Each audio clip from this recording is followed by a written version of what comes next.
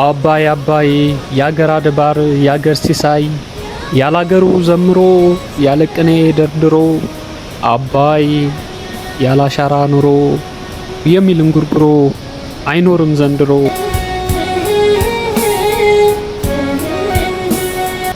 አባይና ኢትዮጵያ ስነ ቃል ጥብቅ የሆነ ቁርኝት አላቸው።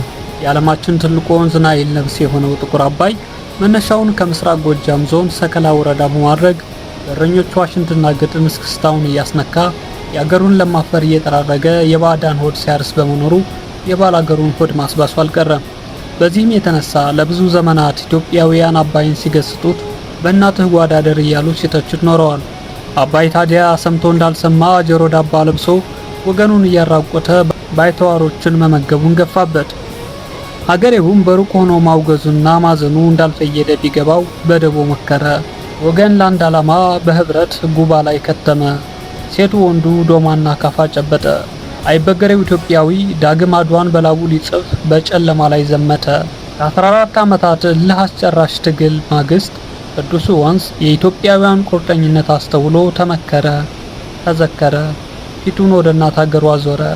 ሀገሬውም እንጉርጉሮ ይብቃን አንድ ላይ ዘመረ። እንጉርጉሮ ይብቃ ይብቃ ይገባል ውዳሴ እንጉርጉሮ ይብቃ። ታላቁ የኢትዮጵያ የህዳሴ ግድብ እንደ ኢትዮጵያውያን የዘመን አቆጣጠር በ2004 ዓ.ም በቀድሞው ጠቅላይ ሚኒስትር አቶ መለስ ዜናዊ አማካኝነት የመሰረተ ድንጋይ ተጥሎ ግንባታው በይፋ የተጀመረ ሲሆን በታቀደለት ጊዜና ወጪ ባይጠናቀቅም ከ14 ዓመታት በኋላ በ154 ሜትር ቁመትና በ1780 ሜትር ርዝመት ተጠናቆ በ2018 ዓ.ም የኢትዮጵያ ጠቅላይ ሚኒስትር ዶክተር አብይ አህመድ እና የተለያዩ ሀገራት መሪዎችና ሚኒስትሮች በተገኙበት ፍጻሜው ሊበሰር ችሏል። ግድቡ 74 ቢሊዮን ኪዩቢክ ሜትር ውሃ የመሸከም አቅም ሲኖረው 5150 ሜጋዋት ኃይል በማምረት በአፍሪካ ግንባር ቀደምትነቱን ይይዛል። የግድቡ መጠናቀቅ ኃይል ከማመንጨት ባሻገር ለተለያዩ የልማት ስራዎች አመቺ ሁኔታዎችን እንደሚፈጥርም ተመላክቷል።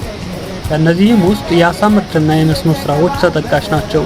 በተጨማሪም ለታችኛው የተፋሰሱ ሀገራት የውሃ ፍሰቱን ሚዛናዊነት በመጠበቅ ከጎርፍ አደጋዎች እንደሚታደግ ይጠበቃል። ታላቁ የኢትዮጵያ ህዳሴው ግድብ ታዲያ የግንባታ ሂደቱ ከተጀመረበት ጊዜ አንስቶ ዓለም አቀፋዊ አጀንዳ ሆኖ ይገኛል። በተለይም ደግሞ የአባይን ወንዝ ለዘመናት በብቸኝነት ስትጠቀም የኖረችው ግብጽ ብሔራዊ ጥቅም የተነካብኝ በማለት የግድቡን ግንባታ ትቃወማለች።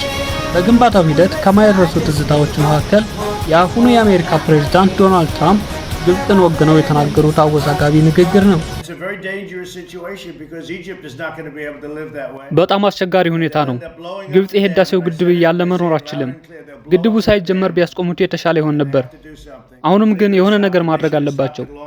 ግብጽ ግድቡን ልታፈነዳው እንደምትችል አምናለሁ።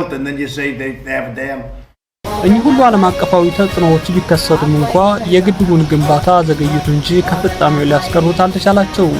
ላመኑበት ነገር ወደ ኋላ የማይመለከቱ ኢትዮጵያውያን ፖለቲካዊና ኢኮኖሚያዊ ተግዳሮቶችን ተሻግረው የግድቡን ፍጻሜ ያረጋግጠዋል። የህዳሴው ግድብ ግንባታ መጠናቀቅ ውሃ ለመቅዳት ገንቦዋን ተሸክማ ጎህ ሳይቀድ ወንዝ ለምትወርድ አንዲት ኢትዮጵያዊ እናት ትልቅ እፎይታ ነው።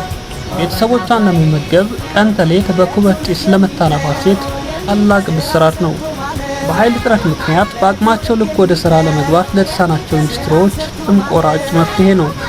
የታላቁ የኢትዮጵያ ህዳሴ ግድብ ከዳር መድረስ ከኢኮኖሚያዊ ጥቅሙና ከፖለቲካዊ ድሉ ባሻገር ኢትዮጵያውያን በየትኛውም ሁኔታ ውስጥ ቢሆኑም በሀገራዊ ጉዳዮች ላይ ያላቸውን አንድነት ቁልጭ አድርጎ ያሳያል። በዲፕሎማሲያዊ ጎኑም ቢሆን ኢትዮጵያ በአፍሪካ ብሎም በዓለም አቀፍ መድረኮች ያላትን ተደማጭነትና ተአማኝነት ወደ ላቀ ከፍታ ያሸጋግራል። ከዚሁ ባለፈ የህዳሴው ግድብ ኢትዮጵያውያን በራስ አቅም ገንብተው ማጠናቀቃቸው ወደፊት በአንድነታቸው ጸንተው መግፋት የማይችሉት ተራራ እንደማይኖር ያሳያል። ታላቁ የኢትዮጵያ የህዳሴው ግድብ የታችኛው የተፋሰሱ ሀገራትን ጥቅም አደጋ ላይ ሳይጥል የኢትዮጵያውያን ፍላጎት እንደሚያረጋግጥ ተስፋ አደርጋለሁ። መሰናዶውን በማዘጋጀት እንዲሁም ወደ እናንተ በማድረስ አብሬያችሁ ቆይታ ያደረኩት እኔ ኤርሚያስ ሰረበ ነበርኩ። ሰናይ ጊዜ